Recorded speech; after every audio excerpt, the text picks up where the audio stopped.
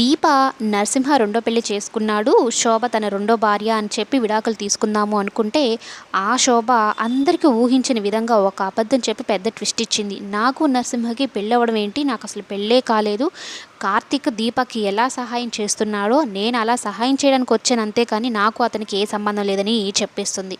అసలు శోభ చెప్పేది మొత్తం అబద్ధం అని దీప ఎంత గింజుకున్నా నమ్మదన్నమాట. ఎందుకంటే ఆ విధంగా సాక్ష్యాలను వాళ్ళు సృష్టించుకున్నారు. మెడలో తాళి కానీ ఏమీ ఉండదు.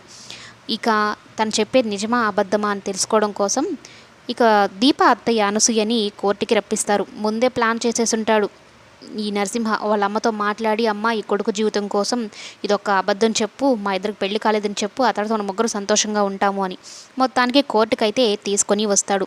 దీప ఆఖరి ప్రయత్నంగా వాళ్ళ అత్తయ్యతో మాట్లాడుతుంది. అత్తయ్య, చూస్తున్నావు కదా నా పరిస్థితి ఎలా ఉందో, చిన్నప్పటి నుంచి నా వ్యక్తిత్వం కానీ నేనేంటో నీకు బాగా తెలిసిందానివి.